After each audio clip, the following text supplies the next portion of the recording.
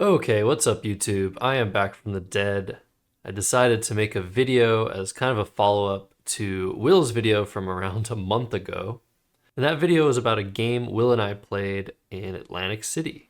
Will called it the craziest game of his tournament, and it was kind of crazy. But it wasn't even close to the craziest game that I played that tournament.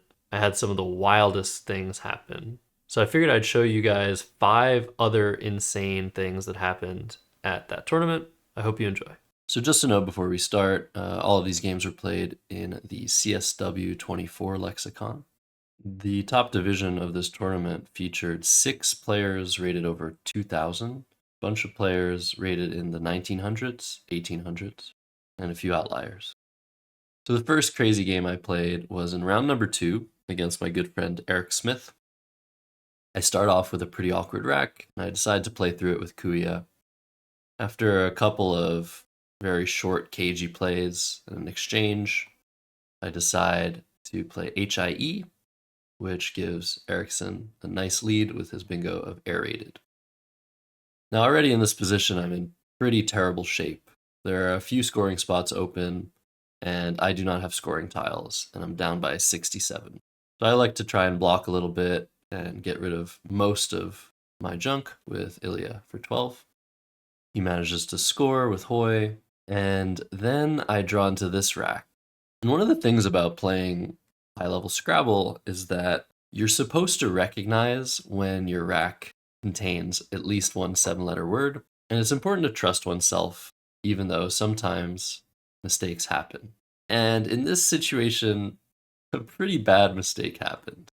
I immediately recognized this rack as containing a 7-letter word, but I couldn't determine what word that was. And after just a bunch of thinking, I figured that it was just a rack that was familiar to me, but I kind of forgot what the solution was. And the closest thing that I could come up with to what should be a valid word was glusons. Now, glusons isn't a word. There are a bunch of words that are close to glusons, but this variation is not valid. Now, because of the challenge rule in the International Lexicon, 5-point challenge, this word did not stay on the board. Unfortunately, it was promptly challenged off. So after Ericsson's play of Femme, I was still convinced that there was a valid word in these letters. And so, of course, I decided to play cluings, which to me did not seem like a valid word. But what else could it be? If it wasn't glusons, there didn't seem to be any other logical possibility other than this. After Yip, I'm down 150. And I'm still convinced that there has to be a word here. How could my brain have malfunctioned so hard? This rack seemed very much like a bingo rack. So I decide to play Skungil, which, of course, you're following, is also not a valid word.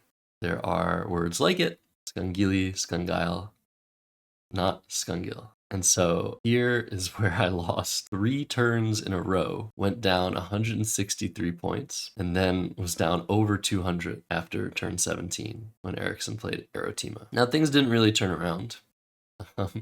Ericsson bingoed with saving the next turn, putting him ahead almost 300 points. And so at this point, of course, there's no chance I'm going to win the game, but you got to keep going. There's no resigning in tournament Scrabble. So after Wall, and then Racks, and then Clover, Ericsson bingos again with unannulled and takes a 317-point lead. Probably the largest lead anyone has ever had against me in a tournament game before the end of the game. Now, there is a game that I played over 10 years ago where my opponent beat me by more than this amount, but that is going to be another video. Fortunately for me, I drew very, very well after Clover, and I managed to play nut jobs for 112 points, nearly doubling my score. But Eric wasn't done, and after a couple of weird moves, he bingos with Trizone and then goes out the next move to win 609 to 323. That was pretty crazy. I did, however, get to play Eric again later in the tournament, and needless to say, I got some much needed revenge from our first game. This game started with Wodge and then Gluon. I played Gumboil. He challenges for an extra 5 points and then plays Favoring. After my highest scoring response of Inerrant, Eric draws very poorly and has to dump 4 consonants with Pratt for 11 points. My draw after my bingo was far from bad. I drew both blanks with the J, found my only bingo of Jolt Head for 86. I was really proud of this one because this is a Collins only word and not a word that I've formally studied. After Merc and Fees, QIS comes down, play ahead, he plays Jif, I play Ojim, and then he phonies with Dairy. I challenge it off and decide to block the board with Yeti. Now I'm up over 200. Eric plays Day, and I draw the X. There's a perfect spot for it. I play it for 50 points. He responds with Vor, and I play Toenail for 70. Now I'm up almost 300 points myself. Eric scores 8 with Toop. I play Erased, and I've already scored 600. So I'm feeling really good here, but he does try to play Centers for 63 points. Unfortunately, not a word. I challenge it off. Play my best endgame move of Duke. He plays Cent. I go out with the nice fit of Ben for 27. And I end the game with, I think, my highest scoring tournament game of all time, 648 to 293. Needless to say, revenge was sweet. Jumping back to round 5 now, I'm faced against a strong Nigerian player, Sikak, and he starts off very nicely without lead for 70. After Fav, Sikak decides that he's going to play Y Ravish, which looks absolutely horrible. I promptly challenge that off the board. It's just not valid without the ED. There's some very weird past tenses in the international lexicon. I follow up with Hog, he plays Gravy, and I bingo with Bedside for 90. But he responds with Shinnies, and I am faced with this position where I have very good letters, but I'm unsure if I have a bingo. I challenge Shinnies for 5 extra points and decide to play Sprouty here for 100. Now this could very well be a word, but it just isn't, and it gets challenged off. Now after X, I'm in a very bad position, down almost 100. But I do have a playable bingo still, and that bingo is Outpraise through the A of Gravy. I did see this as a possibility, but decided that it wasn't valid. Instead, I played Rupee, Nisikak bingos for the 3rd time with long form. Very nice find. I decide to challenge because I'm not 100% sure if YouTube lingo has made it to the dictionary yet. Of course, that's a joke. Long form content existed far before YouTube. I respond with Clary, and Nisikak decides to play pastors and long form. Now, there's a problem with this play. Long form is an adjective, and so I challenge. Now we have 3 bingos that have been challenged off the board between the two of us. Luckily, I can narrow the gap with a taints or anti-stat, its anagram. But a team's rack is too strong, and instead of playing castrator through the R and the T, and he actually put it on the board, he decided to play up top with contras. In this position, I make a really silly mistake, missing the 3-letter word of Wex, putting the W onto EX, and I decide to play So for 14 to open the bottom lane. I'm still fighting, but humorous as Scrabble is, Sikak's next play was kind of a slap in the face.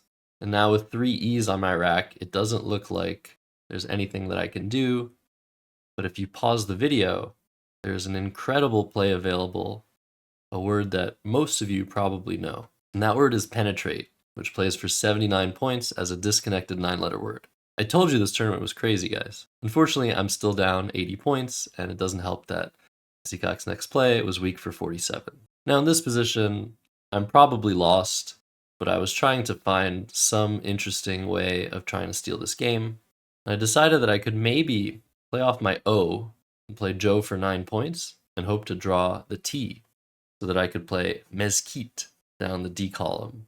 That would score 126 points in one move. Instead, I opted to preserve some dignity. I played Zone for 44, setting up Quiz for 66, and maybe there's also something that I can draw through the ease of Penetrate or on the bottom row eventually to surprise Sikak and steal the game. But he manages to play Billy to the E, scoring really well and sealing the deal.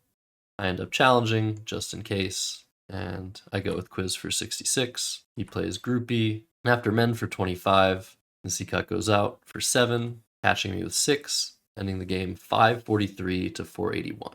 So this game was really crazy because 2 9-letter words hit the board and 3 bingos were challenged off. Something you very, very rarely see at the highest levels. Clearly not our best day, but very good for content. Now in round 14, I'm facing another Nigerian top player, Dennis Ikekerigor, and he's first to act and plays 0 for 12. In this position, I have a very high scoring bingo of Wallies. Unfortunately, was not familiar with the word at the time, so instead I played the same word through an O to make Woolies for 71. Dennis challenges for 5 extra points and responds with Grousier. I hold the play, and I'm trying to think if this is actually a word. I remember that grouser is a word, grousing, but Grousier looks a little bit weird, so I decide to challenge. And indeed, Grousier was invalid. So in this position, I know exactly what Dennis has, and I realize that he has 4 spots to play his valid 7-letter word, Rogier. And because I genuinely thought that Dennis was sure Grousier was valid, but did see Rogier, I figured I should really try to block all of his spots at once if I can. Luckily, all of his positionings of Rogier are in the same area of the board, so it is possible to block everything at once. The most straightforward way to block would be to play Burka and BE. Unfortunately, we can't play Burka for more because it would give Dennis a new spot to play Rogier. But I came up with what I thought was a better way to block without giving Dennis an easy play on the triple, and that was to play LARP for 17, keeping the QU together and hoping to cash it next turn. And given that LARP was newly added to the dictionary, I wasn't surprised when Dennis decided to challenge this 4-letter word. Top players know their 4-letter words extremely well, but after a dictionary update like the one we had in early 2024, there tend to be lapses. Some people don't even take a look at the new words or study them for a while after the dictionaries are updated. But what was even more surprising is that this play came up as invalid, but it was just added to the dictionary. The problem is it was added to the North American dictionary and not the international one. Sometimes it isn't easy playing Scrabble in North America. Hopefully we'll see LARP added to the Collins Dictionary in the near future. So now Dennis can just play Rogier wherever he wants. But I was beyond disbelief when Dennis did not play Rogier and instead opted for Guiros for 14 points. I started wondering if I was crazy, if words that I really thought were valid were just made up, because I did indeed just play LARP. But the game goes on. I play Burka, he plays Egged, I play Prandial, doing very well here, he plays Xeric, and with this beautiful draw, I'm able to play a disconnected 9-letter word of descanted. Now I'm up almost 200. Dennis plays Evade, I balance with Oak, and he digs into his deficit with Etherion for 86. I draw the J, decide to play Raj for points, he plays Figs, and here I start to try and clamp down on the board with Looney for 25. I also could have played Unlay in the same spot, which would have been even more defensive. In either case, Dennis's response would have been just as scary, as he plays Proteas for 76, cutting his deficit to under 70, with both blanks still in the bag. So if he's able to draw both blanks separately, he has decent chances of coming back in this game. But I still opt for Cozy for 57, going up by 123. Luckily for me, he plays Himbo, which pretty much tells me that the game is over, because now there are fewer than 7 letters in the bag, so it's impossible for Dennis to bingo twice. He's still only down 95, but I'm going to be able to score enough, and I will be able to win this game now. I play Riff, he plays Vim, leaving 1 in the bag, and with 2 spots on the board where Dennis can bingo, I decide that my best chance to prevent that is to block the easier spot on the B column and play Vin and Vegged. And of course, what's the last tile in the bag but the blank? So I thought I'd avoided him bingoing out, but he does have 1 playable bingo here, which he spots. And that bingo is Obtusist for 63. So when all is said and done, after being ahead around 200 points, I end up winning 465 to 425. Absolutely ridiculous. But I think by far the craziest thing that happened to me at the Atlantic City tournament was what happened in this game against my good friend Ben Schonbrun. It wasn't really the game that was crazy, but I'll just have to show you what happened. And after you've seen this game, I expect you'll have a lot to say in the comment section, so thanks for toughing it out. I open with Wythe, Ben plays Voden, I dump some battles with Audi, a new word, Ben responds with Zim for 45, and I respond with Panama. Ben's able to score really well in block with Vraic, and I draw the first blank. This position was extremely bizarre. I didn't know what to do. The engine suggests playing Z and F. Instead, I opt for enough, getting rid of my U, trying to bingo eventually. Ben plays cause, using one of his S's. And without much else to do in this position, I decide to play fa through the H, leave the F of enough open, hoping to maybe draw an 8-letter word using both Fs. Ben plays kofta, trying to block the board a little bit, but that allows me to play freedom underneath. After a powerful response of Axel for 42, I draw the Q and I'm forced to play Kaid. Ben has really good letters, but the best he can do is play Kondo from the KO, taking a 15-point lead. Now, the first crazy thing that happened this game was this rack, which forms an invalid variant spelling of ARG. There are many, many ways to spell the word ARG, but unfortunately, not only is there no spot to play my variant of it, it's also an invalid variant. So I choose to play ARG for 24, take a 9-point lead, but Ben responds forcefully with bloodiest or bloodiest, and my draw is very bad. I felt pretty sunk here, but I decided to try and open the board a little bit with Gleg after challenging for 5 points. Ben's draw was very good, and he can play Ottering for 80 points, but he misses it and plays Trotline for 70. This play does potentially give me a very, very small chance of winning the game, but all in all, it's pretty much over. However, when reaching for the tile bag to draw his replacement tiles, Ben accidentally dumped every single remaining tile onto the game table that we were on. Now, both of us scrambled to try and cover the face-up letters that were now outside of the tile bag. Now, because Ben had not drawn new tiles, and instead dumped all 14 of them on the table, a big imbalance was created in this situation. I already knew what those 14 tiles were. I'm not gaining any information by being able to see them. Because tournament players track tiles throughout the game, at this point, I knew that the 14 unseen tiles were exactly the ones that were dumped out onto the table. Now, it's possible I made a mistake, but I'm not really gaining any information most of the time from this mishap. Now, on the other hand, if Ben knows any or all of the unseen letters, he can then determine what I have on my rack, which is completely different. So maintaining Ben's lack of perfect information, 21 tiles unseen to him, 7 of which are on my rack and 14 of which are in the bag, was to me of utmost importance in this unfortunate scenario. However, when we called the tournament director over to rule on the scenario that just unfolded, the decision was made to treat this as an overdraw. And an overdraw is the most common violation of the rules in Scrabble tournaments. It's a very, very common occurrence of a player mistakenly drawing an extra tile. And because it does give them a little bit too much information, there is a penalty for doing this. And normally the penalty is that the non-offender gets to flip over X, which is the amount of tiles that were overdrawn, usually just 1, plus 2, so usually 3 tiles off of the offender's rack, and then decides which 2 to give back to the offender and which to throw back into the bag. But because this was ruled as an overdraw, Ben got to choose 5 tiles and then see all of the other 9 tiles that I then flipped over, finalizing the procedure by giving Ben 2 of the 9 tiles and putting 7 back into the bag.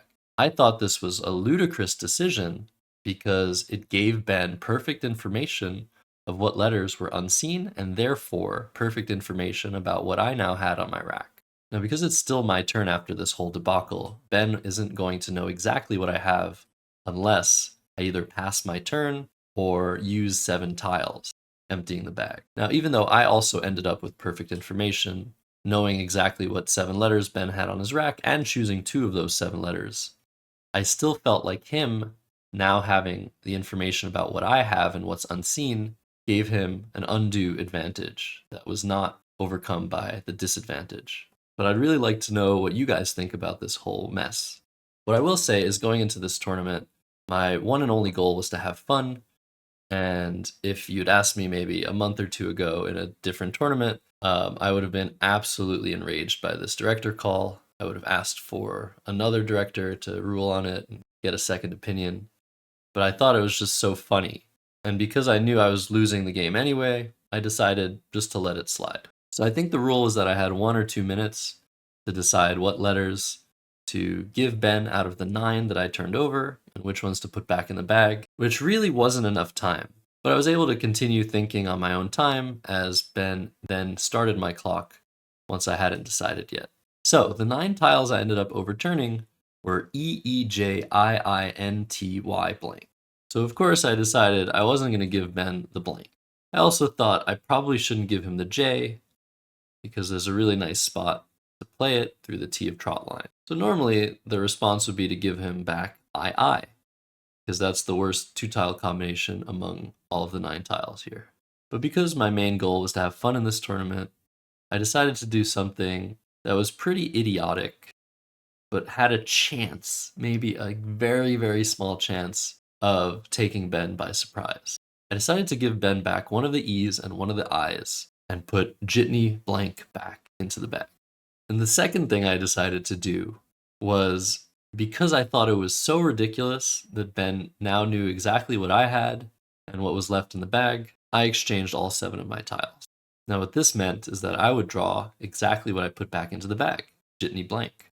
And what this also meant is that would give me a threat playing jettying on the A column for well over 100 points. The problem, of course, astute viewers might observe, is that Ben knows all of this. And actually, short of passing my turn, this is the only other way to maintain Ben's perfect knowledge of what I have on my rack and what's left in the bag. Of course, I could always just show him what I have, but that's against the rules. However, doing this was basically just showing him what I had, but it was apparently totally legitimate based on the ruling of the tournament director. So I thought this was extremely comical because some people might not realize, but exchanging 7 with 7 in the bag tends to be an extremely sharp tactical idea that's very rarely used and employed, but can really, really help you navigate close game situations. So normally your opponent does not know what you have, so exchanging 7 letters with exactly 7 in the bag means that you will have perfect information. You will know what you threw back in the bag, you will know what you drew, you will track those letters, and then you will be able to determine what your opponent has. And this can allow you to better plan the end of the game, and also reach for some very important tiles that might be unseen to you. I've employed this tactic numerous times over the years, but this was a golden opportunity to employ it in the worst way possible, perhaps short of exchanging an extremely strong rack in favor of a worse one. So I decided to employ this little-known tactic in a situation where it's pretty much the stupidest thing I can do, and just see how Ben responds. Now, of course, in the game, Ben realized what I was doing, and I fully assumed that he would just block the spot. But I think because he felt a little bit bad about what was transpiring, he decided to let me have jettying for 107 points, because it would still mean him winning the game. So just a complete and utter disaster of a Scrabble game, but it ended up being a ton of fun. And I really want to thank Ben and the tournament director for enabling this ridiculous turn of events. At the end of the game, technically, this falls under collusion, Ben giving me a smaller margin of defeat than he would have if he decided to block jettying. Of course, if he had blocked jettying, I had some available options through the T of trot line, such as Egypts, but still, it would have worked out far better for Ben had he decided to block. So that's it. Those are the 5 craziest things that happened to me at the 2025 Atlantic City Tournament. Hope you enjoyed, and let me know if you like this sort of content, and I will be trying to post more. Thanks a lot, guys. See you next time.